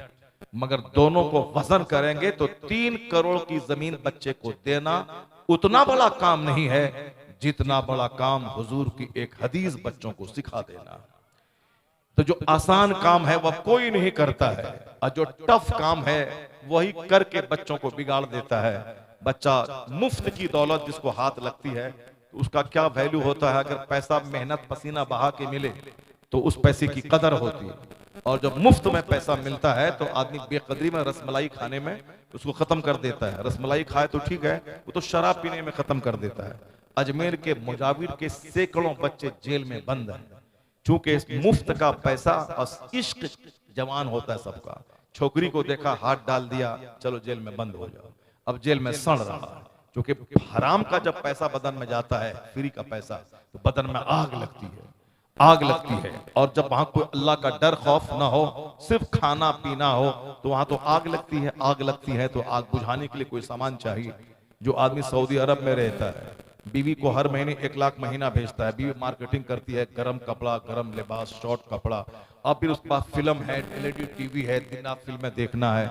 अब बदन में आग लगी, वहां से फोन पे आग लगने वाली बात करा, तो अब आग कैसे बुझेगी? सामने हॉकर है, नौकर है, सामने टीचर है, सामने चादर बेचने वाला है, दूध देने वाला ग्वाला है। तो बोलती है एक तुम वहीं पे रहो, सारा काम चल रहा है, घर का सारा काम हो रहा है, बच्चे पढ़ रहे हैं, घरों का सब काम हो रहा है। वो शौहर बोलता है अभी हम आने वाले हैं 2 महीने, बोलता मत आओ मत आओ, 2 साल के बाद और पैसा और जरूरत है, पैसा सारा काम चल ही रहा है तो क्यों आओगे? जहां खाना, मोबाइल की, फिल्म की गर्मी है, वहां तो ज़िनाकारी होगी। अगर चाहता है कि तेरी बीवी ना उजड़े तो उसके हाथ में मोबाइल ना दे करके उसके हाथ में कुरान थमा दे। आप बोल उस वक्त तक नहीं सोएगी जब तक कि रात में सूरह यासीन ना पढ़ ले, सूरह मुल्क ना पढ़ ले, सूरह मुज़म्मिल, सूरह दुखान ना पढ़ ले। सुबह सवेरे हाथ में झाड़ू नहीं लेगी जब तक कि 1000 दरूद ना पढ़ ले। रात में बिस्तर पे नहीं जाएगी जब तक कि 1000 बार कलमा ना पढ़ ले। और दिन में रोजाना बहार शरीयत का चैप्टर पढ़ना है। पैसा मेरा खर्च हो रहा है, नौकर मेरे हैं, जो पंपसा मकान मेरा है, सब कुछ मेरा है, मगर तेरी ड्यूटी यही है, फजर के बाद इतना दरूद, जोहर के बाद ये किताब, असर के बाद 1000 बार कलमा, मगरिब बाद सारी किताबें। तो फिर उसको कुरान और दरूद से फुर्सत ही नहीं मिलेगी कि दूसरों से इश्क लड़ाए। अगर ऐसा नहीं किया तो खाएगी, सोएगी, मोबाइल देखेगी, तो क्या हाल होगा? वही हाल होगा कोई भांजे के साथ, कोई भतीजे के साथ, कोई हौकर के साथ, कोई नौकर के साथ। ज़िना से दुनिया भर गई। अगर इस ज़िना को रोकता है तो एक रास्ता है, मुस्तफा की शरीयत और सुन्नत और पर्दा का। दुनिया उजड़ गई ज़िना, शराब, शबाब से। उसको एक रास्ता तरीका है रोकने का, कानून पर्दा, अल्लाह का खौफ, आखिरत का चर्चा। अगर ये पर्दा कानून का नाफिज अमेरिका में हो जाए, 90% ज़िना का खात्मा होगा, आबरूमंदाना माहौल पैदा हो जाएगा। इसके अलावा कोई रास्ता नहीं है। ये जो अच्छा खाना, अच्छा पहनना, अच्छा रहना, फिर माल देते रहना, वो तो माल से तो बदन में आग लगती है। मुफ्त का पैसा जहां मिला, अब बैठा बैठा जहां आदमी रहा, बस शराब और औरत, इसके अलावा कोई काम नहीं होता है। मालदारों के घर में ज़िनाकारियां हैं, गरीबों के मोहल्ले में ज़िनाकारियां हैं, इसलिए कि वहां कोई काम ही नहीं है। खाना है, इश्कबाजी करना है, और जिसको जन्नत पे नजर है, आखिरत पे नजर है, नमाज पे नजर है, जोहर पे नजर है, असर करना है, मगरिब पढ़नी है, इशा पढ़नी है, फजर पढ़नी है, और रोजा रखना है, रमजान का 1 महीना रोजा रखना है, हज करने जाना है, ज़कात देनी है, सदक़े फितर निकालना है, कुर्बानी करनी है, गरीबों को देना है, मिस्किनों को देखना है, दरूद पढ़ना है, जिक्र करना है, उसका तो टाइम 100 साल ऐसा गुजर जाएगा कि पता ही नहीं चलेगा। और जो मसरूफियत में अपना टाइम गुजारे उसके दिमाग में खुराफात नहीं आएगा। जो खाएगा सोएगा रिमोट लेके टीवी चलाएगा उसको तो 80 साल का बुढ़ा वो ज़िना में पकड़ा ही जाएगा और पकड़ा जा रहा है। इसलिए अगर चाहते हैं कि मेरा बदन नापाक ना हो, मेरी औलाद की सोच नापाक ना हो, बस उसको मुस्तफा का गुलाम बना दें। वक्त गुजर जाएगा 100 साल पता ही नहीं चलेगा। ज़बान पे कलमा जारी होगा, मलकुल मौत आएगा, चला जाएगा। दुनिया हुई कामयाब। अब खरबों साल जन्नत में सिर्फ खाओ, ऐश करो, 70 बीवियां हैं, मस्तियां करो। सारी मस्तियां अल्लाह ने जन्नत में रखी है। दुनिया मस्ती की जगह नहीं है, दुनिया आखिरत की तैयारी की जगह है। गुनाहों से दामन बचा के जो नमाज रोजा करता रहा, जैसे मरा जन्नत की सारी बहारें, सारी मस्तियां अता कर दी जाएंगी। यह दुनिया मस्ती की जगह नहीं है। दुनिया में रात है, दिन है, मौसम की खराबी है, जलजला है, मौत है, बीमारी है, परेशानी है। आज अरबपति है, कल सड़क छाप बन गए। आज नौकरी है, कल नौकरी से डिस्चार्ज हो गए। आज अरबपति हैं, दौलतमंद है, कल सारी जमीन बिक गई। दुनिया में नहीं है सच्चा सुकून, सच्चा चैन। हमारे पास घर मकान सब कुछ है, सामने वाला गरीब है, वो डेली रोता है, मुझको कोसता रहता है, हम मुझसे मेरी गिबत करता रहता है, सुकून चैन नहीं मिलेगा।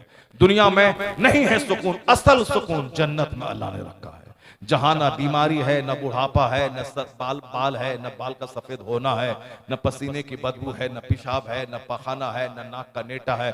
वहां कुछ नहीं है, सिर्फ फल फ्रूट्स खाना है। और 70 बीवियां जो थूके तो समंदर का पानी मीठा हो जाए। अगर उन जुल्फ लहरा दे तो दुनिया के सारे लोग बेहोश हो जाएं। सोने चांदी की ईंट से बना हुआ मकान है, हीरे जवाहरात की जमीन है, वहां मुश्क कस्तूरी की खुशबू है। सिर्फ कोई हसद जलन नहीं, सिर्फ सलाम ही सलाम है। कोई किसी को देख के चिढ़ने वाला नहीं है, और कोई बूढ़ा भी नहीं होगा, कोई मरेगा भी नहीं। सबकी उम्र 30 साल रहेगी, और डेली उनकी बीवी का चेहरा चांद की तरह चमकता रहेगा। डेली उसका हुस्न बढ़ेगा, इसकी जवानी बढ़ेगी। इसी तरह खरबों साल, महासंख्यों साल पाकीज़ा शराब है, शहद खालिस है, प्योर दूध है। तीनों नहरें हर मकान के नीचे से गुजर रही होंगी।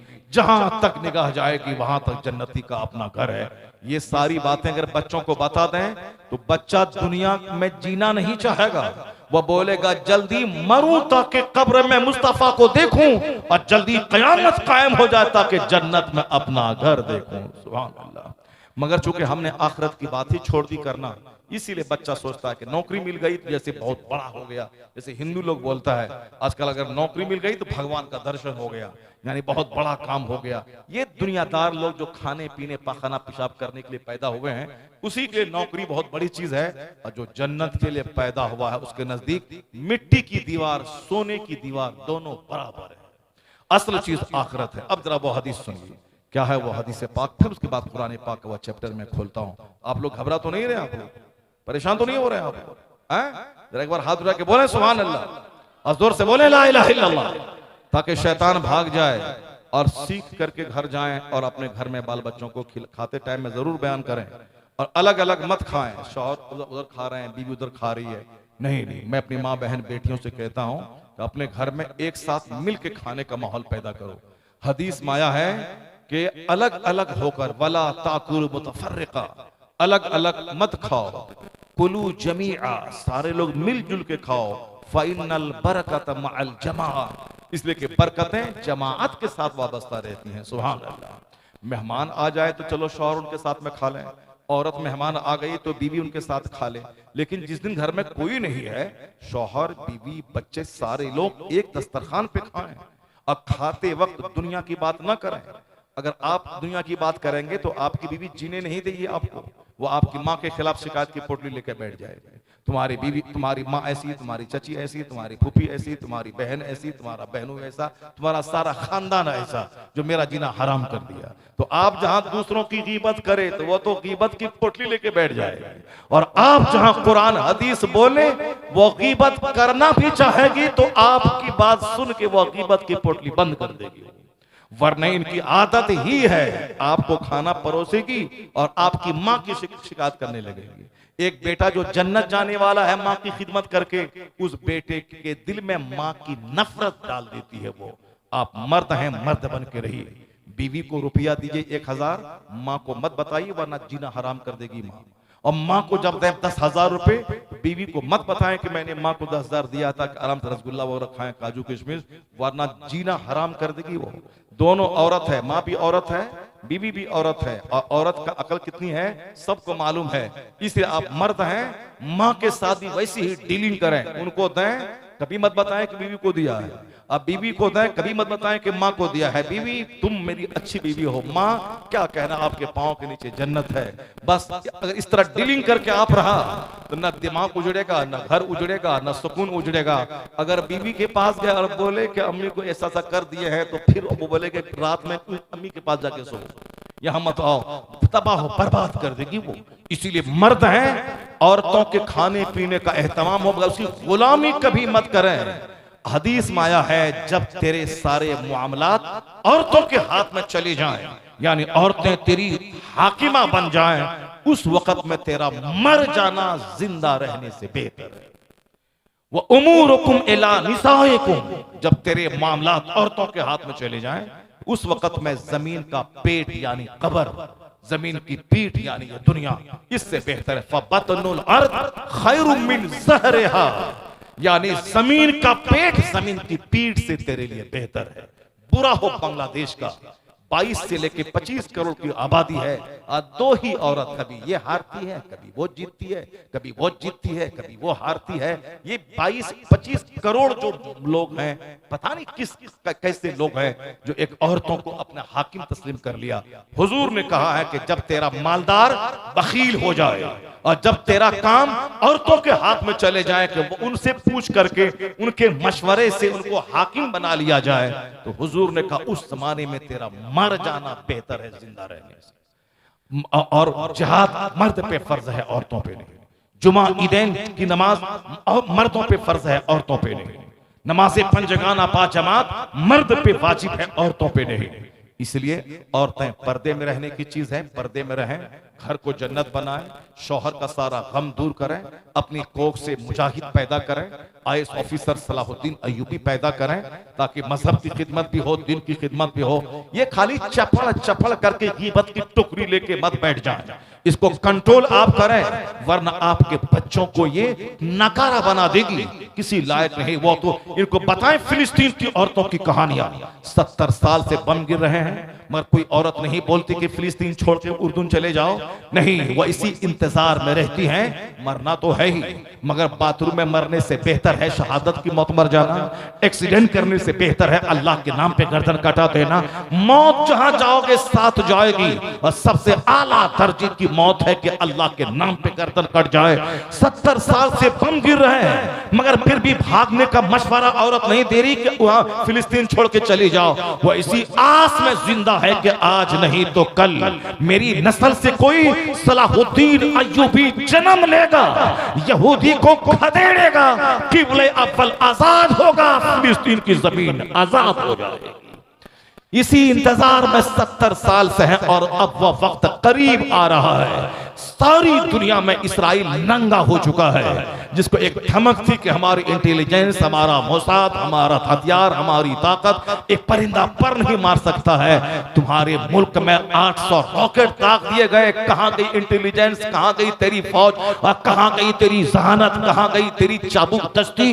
दुनिया को पता चला कि चाहे कुफ्फार मुशरिकीन हजार चालाक बने, मगर मोमिनों के सामने उनकी सारी चालाकी जमीन में दफन हो जाती है। जिस दिन ये मुसलमान बदअमल है, वो तब तक तो यह जलील है, लेकिन जिस दिन यह जिहाद का जज्बा लेके सामने आया, नमाज रोजे हज व ज़कात, बुराइयों को मिटाना, नेकी फैलाना, जुल्म अत्याचार के खिलाफ जिहाद करना, जिस दिन यह क्वालिटी पैदा हुई उस दिन दुनिया भी तुम्हारी है, उक़बा भी तुम्हारा है। कि मोहम्मद से वफा तूने तो हम तेरे हैं, ये जहां चीज है क्या लौहो कलम, ये लौहो कलम तेरे हैं। अब वो हदीस पाक सुनिए, जो हदीस पाक बच्चों को सुनाना है, सिखाना है। कयामत का एक दिन 50,000 साल के बराबर, आधा दिन वहां का कयामत के दिन का सिर्फ पसीने में शराबोर गुजर जाएगा, कोई पुरसाने हाल नहीं होगा। आधा दिन का मतलब 25,000 साल, 25,000 साल, 25 साल नहीं, 25,000 साल। नाक में गर्दन तक, आंख तक जिसका जैसा गुना होगा उसी हिसाब से बंदा पसीने में शराबोर रहेगा। आसमान सवा नेज़े पे आफताब, जमीन तांबे की मचटियल मैदान, न कोई दरख्त का साया न कोई घर का साया। कि आज गर्मी बढ़ती है तो दौड़ के आदमी दरख्त के पास चला जाता है, गर्मी बढ़ी तो किसी दीवार के साये में जाके खड़ा रहता है। कयामत के दिन कोई साया नहीं होगा, और गर्मी ऐसी कि पसीने में आदमी नाक और गर्दन तक फंसा होगा। ऐसा नहीं कि कोई नॉवेल और अफसाना, कोई कहानी बोल रहे हैं, नहीं। जैसे अभी रात है, रात के बाद दिन निकलेगा, ये फैक्ट है। उसी तरह इस दुनिया के बाद कयामत कायम होगी, ये फैक्ट है। जैसे सूरज और चांद डेली निकलता है, ये फैक्ट है। उसी तरह इस दुनिया के बाद वो दुनिया आएगी, वो भी फैक्ट है। चाहे आज कोई बोले रात नहीं है, वो पागल है, उसकी बात नहीं मानी जाएगी। उसी तरह अगर कोई बोले कि मरने के बाद कुछ नहीं होता है, इसी दुनिया में सब कुछ होता है, तो आप भी उसे पागल समझ के इग्नोर करें। ये दीवाना है, वहशी है, ये नहीं जानता है कि दुनिया की सच्चाई क्या है। अक्लमंद वही है जो इस दुनिया पर भी ईमान लाता है और उस दुनिया को भी जानता है। और आखिरत पर ईमान लाना मुसलमान होने के लिए जरूरी है। अगर कोई ये बोलता कि नहीं नहीं वहां कुछ, इसी दुनिया में जन्नत और जहन्नम है, यही सब मिल जाता है देखने के लिए, वहां क्या है नहीं है कौन जानता है, वो मुसलमान नहीं होगा। मुसलमान वो होगा जो आंख बंद करके माने ये दुनिया है, इससे बड़ी दुनिया वो है। यहाँ अगर किसी शराबी को सजा मिल गई, छोटी सी सजा है, असल सजा तो क़यामत के दिन वहां मिलेगी। अगर किसी अच्छे काम करने वालों को इनाम मिला, छोटा सा इनाम है, अब बड़ा इनाम तो जन्नत में मिलेगा। यहाँ अगर किसी शराबी को सजा नहीं मिली, ये नहीं बोलना है कि अल्लाह नहीं है। ये दुनिया काम की जगह है, बदले की जगह नहीं है।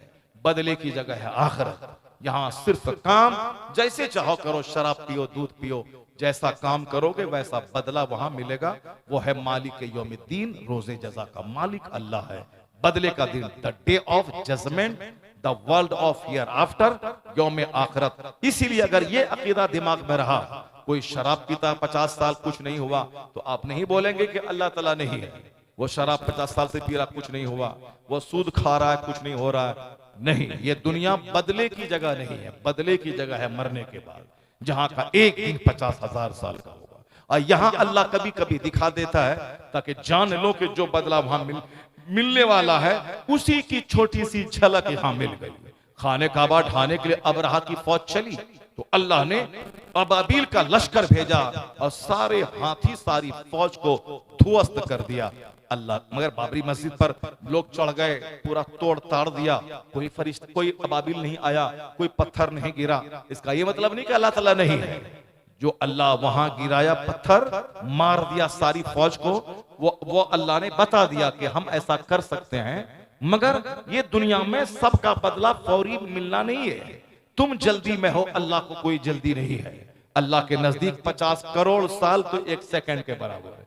इसीलिए तुम जल्दी में हो, अल्लाह जल्दी में नहीं है।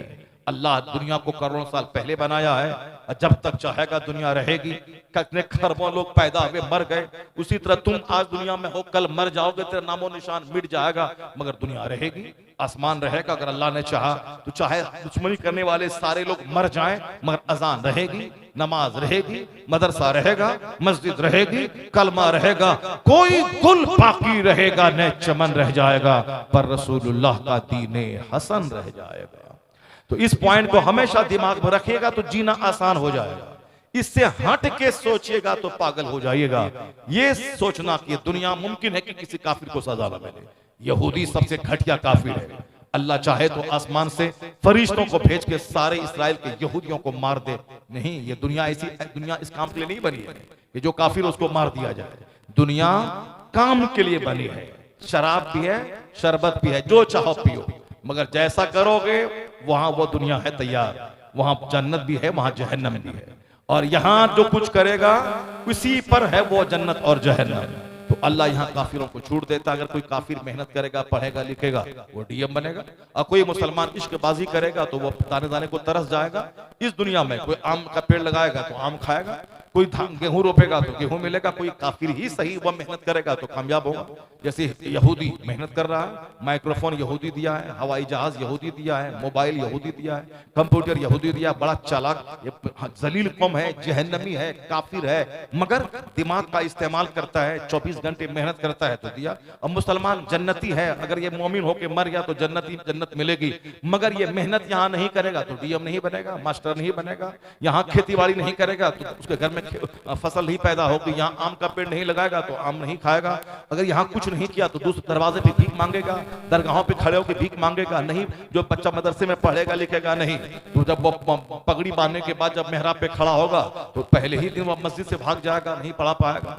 तो जो ये दुनिया काम की जगह है, यहूदी काम कर रहा है, वो डेवलप कर रहा है। मुसलमान सिर्फ खाने पीने में लगा हुआ है, ये अपना लगा हुआ है। ये दुनिया, मगर जन्नत मिलेगी ईमान की बुनियाद पे, और दुनिया में डेवलपमेंट होगी मेहनत और स्ट्रगल और जद्दोजहद की बुनियाद पे। इसको हमेशा नोट रखें। दुनिया बदले की जगह नहीं है, यह दुनिया काम की जगह है। तो अब सुने, वो कयामत की हौलनाक गर्मी में दरख्त का साया नहीं होगा, न किसी मकान की दीवार का साया होगा। उस वक्त में कैसे लोग रहेंगे, नाक तक पसीने में शराबोर। अलबत्ता अल्लाह के अर्श का साया रहेगा। सुभान अल्लाह, अल्लाह के अर्श का साया रहेगा। और उस अर्श के साये के नीचे 7 किस्म के लोग रहेंगे। इधर कयामत का एक दिन 50,000 साल का गुजर जाएगा, उनको पता तक नहीं चलेगा। वो अल्लाह के अर्श के साये में आराम करता रहेगा। सुभान अल्लाह, सुभान अल्लाह। कौन खुशनसीब होंगे जो अल्लाह के अर्श के साये में जगह जिसको मिलेगी। वो 7 टाइप के लोग हैं। पहला नंबर, पहला शख्स वो है, हुजूर ने फरमाया, सबअतुन युज़िल्लुहुमुल्लाहु फी ज़िल्लिही यौम ला ज़िल्ला इल्ला ज़िल्लुहु। बुखारी शरीफ की हदीस में आया है, 7 किस्म के लोग ऐसे हैं जिसको अल्लाह ताला अपने अर्श का साया नसीब फरमाएगा। उस दिन, जिस दिन कोई साया नहीं होगा सिवाय अल्लाह के अर्श के, कोई साया न होगा। अल्लाह 7 तरह के लोगों को अपने अर्श का साया अता फरमाएगा। पहला नाम लिया हुजूर ने, मलिकुन आदिल, यानी अदल करने वाला बादशाह। जो बादशाह इंसाफ करने वाला, जो जुल्म नहीं करता, जो प्रजा का इस्तेहसाल नहीं करता, जो अदल इंसाफ करता हो, दूध का दूध, पानी का पानी फैसला करता हो, मुंह देख के फैसला ना करता हो। यह मेरा बेटा है, इसने गुनाह किया है, चलो बेटा है तो माफ कर दें। नहीं, बेटा और एक आम प्रजा दोनों में कोई फर्क ना करता हो। चाहे बीवी पांव पकड़ के रोए कि बेटा है छोड़ दीजिए इसको, शराब पिया है तो 80 दुर्रा मत मारिए, नहीं माना जाएगा। चाहे अपना बेटा हो, चाहे आम प्रजा हो, अगर ज़िना किया है 100 कोड़े मारे जाएंगे। शादीशुदा है, उसको बीच चौराहे पे खड़ा करके पत्थर मार के संसार किया जाएगा। अगर बेटा हो, चोरी किया है, उसके हाथ काटे जाएंगे। अगर शराब पिया है, 80 तुर्रे मारे जाएंगे। बेशुमार कहानी भरी है। अहमदाबाद का अहमद शाह बादशाह, जिनका दामाद एक आम शहरी को मार दिया, जिसको मारा उसकी फैमिली के लोगों ने पैरवी की, कहा कि नहीं, हम लोग माफ करते हैं उनको फांसी की सजा ना मिले। मगर बादशाह ने कहा कि ये माफ इसीलिए कर रहा है, कहीं ना कहीं मेरी रिश्तेदारी काम कर रही है कि बादशाह का दामाद है, इसीलिए इसको खून बहा लेके माफ कर दिया जाए। बादशाह ने कहा कि ऐसा अगर हुआ तो हमारे जो करीबी रिश्तेदार हैं उसका जुल्म बढ़ जाएगा, वह ढेठ और दिलेर हो जाएंगे, वह जुल्म करेंगे। मेरी बेटी बेवा हो जाए कोई गम नहीं, मगर इनको सजा मिलनी चाहिए ताकि दुनिया में जुल्म सर न उठा सके और कोई किसी के खून को सस्ता समझ न सके।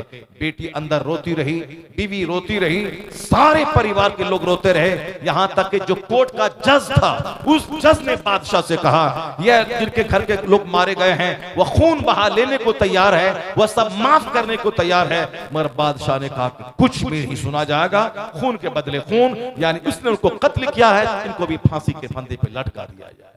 ये है अदल, अदल पानी का पानी अदल। यहाँ तो गांव समाज में मुंह देखी फैसला, पैसा दे दिया तो फैसला कर दिया, चाय पिलाया तो फैसला कर दिया, का साहब कोई मालदार आदमी उसके फेवर में फैसला कर दिया, कोई गरीब आदमी है उससे पैसा ऐड के थाने वाले की दलाली कर दिया। ये दलाल क्या जाने कि आदिल बादशाह कैसा होता है, मलिकुन आदिल।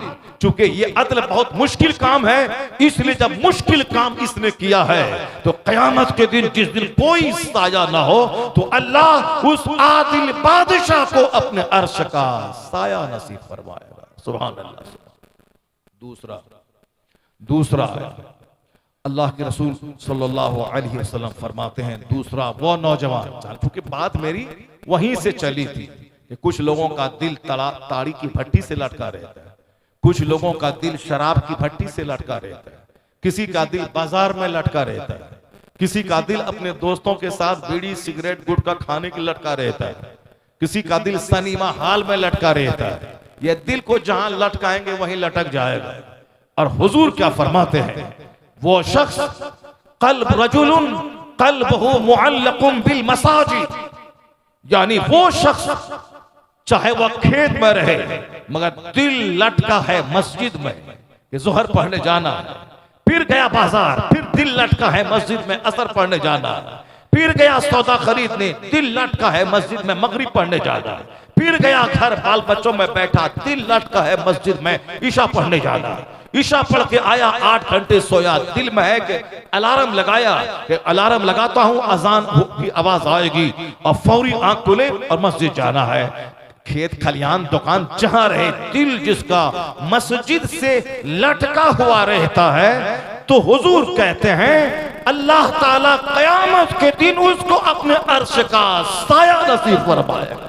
सुभान अल्लाह। रजुलुन क़ल्बुहु मुअल्लकुम बिल मसाजिद, यानी वो शख्स जिसका दिल मस्जिद से लटका हुआ हो, अल्लाह उसे अर्श का साया नसीब फरमाएगा। पहला शख्स वो बादशाह आदिल जो अदल और इंसाफ करता हो, दूसरा वो शख्स जिसका दिल मस्जिद से लटका हुआ हो, तीसरा वो शख्स है, जरा गौर से सुनिएगा, याद कर लीजिएगा, उसको तन्हाई बैठ के गौर कीजिएगा, अपने बाल बच्चों के सामने दस्तरखान पे मिलजुल के खा के इस हदीस पाक को रिवाइज कीजिएगा, ताकि आपकी बीवी भी जान ले, आपके बच्चे भी सीख लें। दोस्तों के बीच बैठकर झूठ और गीबत चुगलखोरी का दफ्तर नहीं खोल देना है, जो कुछ आपने सुना है उसका दफ्तर वहां खोल देना है। आका फरमाते हैं कि रजुलुन दाअत हो इमरातुन ज़ातु हस्बियों व जमाल, यानी एक ऐसा शख्स जिसको ऊंचे खानदान की खूबसूरत औरत, ऊंचे खानदान की, वो घटिया औरत नहीं जो लिपस्टिक लगा के पाउडर फेयर एंड लवली लगा के चटक मटक कपड़ा पहन के सज धज के कोठे से बाहर बैठी रहती है ताकि ग्राहक आए, वो तो पाखाने की कीड़े की तरह वो खलीज है, जो सिर्फ लिपस्टिक और सज धज के बैठी है ताकि कोई चेहरा देखे और ग्राहक आ जाए, वरना अंदर से उसका जिस्म बीमार, अंदर से वह तमाम औसाफ से खाली, और मुमकिन हो कोई उसके पास जाए उसको एड्स की बीमारी हो और ये बीमारी उसकी बीवी को लग जाए, उसके बच्चों को लग जाए, सारा खानदान तबाही की नजर हो जाए। और इस तरह के किस्से आमतौर पर देखने को मिलते हैं। जो भी तवाइफ के कोठे पे जाने का आदी हुआ, उनकी बीवी एड्स की मरीजा हुई, जो भी उनके बर्तन में खाया उसको वो मर्ज हो गया, जिससे वो मुसाफा किया उसको वो मर्ज हो गया। यानी एक खानदान के बीवी, शौहर, बेटे सब मर गए जिसको एड्स का मर्ज हुआ। ये मर्ज होता है उस औरत के पास जाने वालों को ज्यादा जिसके पास मुख्तलिफ तरह के लोग आया करते हैं, जो तवाइफ के कोठे पे जाता हो। बच्चे की उम्र है शादी की 18 से 22 साल, आप शादी करवाते हैं 38 साल 40 साल में, ये बताते हैं जवान होने के बाद ये जो 20 साल का पीरियड गुजरा है हमारे बच्चों का, ये हमारा बच्चा कैसे गुजारा है। भूख लगती है तो दाना चाहिए, प्यास लगती है तो पानी चाहिए, और जवान होने के बाद जब औरतों की ख्वाहिश मर्द को, मर्दों की ख्वाहिश औरत को होती है, तो फिर अगर वो ख्वाहिश की तकमील के लिए जो अल्लाह ने एक लीगल रास्ता निकाह का दिया है, अगर वो रास्ता नहीं हो तो फिर क्या होगा? वही होगा, शादी से पहले औरतों के कई हमल सदर हॉस्पिटल में गिरते हैं चोर दरवाजे से, और मर्द इकलामबाजी करके, मुश्तजनी करके, हस्त मैथुन करके, हैंड प्रैक्टिस करके और तवाइफ के कोठे पे जाके जवानी में आग लगा देता है। यह सारा कसूर उस बाप का है जो बाप जवान होने के बाद शादी में डिले और ताखीर करता है और फिर आने वाली नस्लों को बर्बाद और तबाह कर देता है। शादी का क्रीम टाइम है 18 से लेकर 22 साल, यहाँ 38 साल लड़की मिले गोरी नारी लंबी, और साहब तब करेंगे शादी चाहे बेटा उसका तबाह बर्बाद हो जाए, और लड़का मिले नौकरी वाला चाहे उसकी बेटी सानिया फाहिशा बन के किसी गैरों के साथ भाग जाए। जितनी बेटियां मुसलमानों की गैरों के साथ भागी हैं, मैक्सिमम वो लड़की है जिनकी शादी में ताखीर हुई है, जिसके निकाह में लेट हुआ है। और इसी को बुखारी शरीफ हदीस में कहा गया है, अगर शादी में ताखीर हुई और ताखीरे निकाह की वजह से अगर बच्चों का पांव फिसल गया तो मुस्तफा कहते हैं कि उस जुर्म में माँ बाप भी शरीक समझे जाएंगे। जुर्म करेगा बेटा, माँ बाप मुजरिम, इसलिए कि उन्होंने निकाह में ताखीर की। या गैरों का देखा देखी अपने बच्चों के साथ जुल्म माँ बाप न करें। जिस तरह बच्चे को 2 साल माँ दूध पिलाए, 4 साल में बिस्मिल्लाह खानी हो, 7 साल में नमाज का आदेश दें, 10 साल में नमाजी न बने तो मार के नमाजी बनाएं, उसी तरह बच्चों को इल्म सिखाएं, हुनर सिखा दें। और उसी तरह हुक्म दिया गया है कि जब बच्चा जवान हो शादी करा दें उसकी। अगर इसी कानून पर दुनिया के लोग अमल करें तो ज़िना 50% तो ऐसे ही मिट जाएगा। चूंकि जब जवान होने के बाद शादी होगी, मर्द औरतों से, औरतें मर्द से तस्कीन पाएंगी, निगाहें उठेंगी नहीं दूसरों की तरफ। यहाँ तो पाकिज़गी के माहौल में पली बढ़ी, निकाह होने के बाद शौहर का मुंह देखा, गैर का मुंह ही नहीं देखा तो क्या दिल बिगड़ेगा, क्या जहन बिगड़ेगा, क्या सोच बिगड़ेगी। यहाँ तो 50 आदमी को देखने के बाद, तब खंखड़ होने के बाद शादी होती है, तब शौहर का मुंह देखा जाता है। आज जो काम 10 लोगों के साथ हो चुका है, अब उसके बाद वह शौहर के साथ हो रहा है, तो क्या उसमें मजा आएगा और क्या वह शौहर को क्या समझेगी। और ये लड़का 50 औरतों को देखने के बाद तब बीवी का मुंह देखता है, तो फिर क्या बीवी की मोहब्बत दिल में पैदा होगी। सारी जिंदगी तबाह हो, तबाही बर्बादी की नजर हो। इसलिए जवान होने के फौरी बाद शादी हुई तो लड़के की नजर पहली बार अपनी बीवी पे पड़ी, यह बीवी उसको हूर नजर आएगी, कभी दूसरी औरत पे निगाह न जाएगी। अगर लड़की की शादी पहली बार अपने शौहर की तरफ उठी, फिर ये लड़की किसी दूसरा कोई खूबसूरत हो, हैंडसम, स्मार्ट हो, उनका शौहर काला काला ही क्यों न हो, कभी किसी दूसरे मर्द की तरफ नजर न उठेगी। यहाँ तो आए दिन किससे आ रहे हैं कि खूबसूरत लड़की करके लाया, शौहर ज्यादा खूबसूरत, उसका छोटा भाई देवर है, उसी के साथ फंस गई। कोई नौकर है वो इससे ज्यादा स्मार्ट है, उसी के साथ फंस गई। ये इसलिए होता है कि शादी से पहले नेचर बिगड़ा रहता है और वो आदत की खराबी आगे जाके तबाही की सूरत में बदल जाती है। इसलिए हदीस में आया है कि जवान होने के बाद फौरी शादी दिला, ताकि गुनाह न करे, वरना गुनाह में माँ बाप शरीक समझे जाएंगे।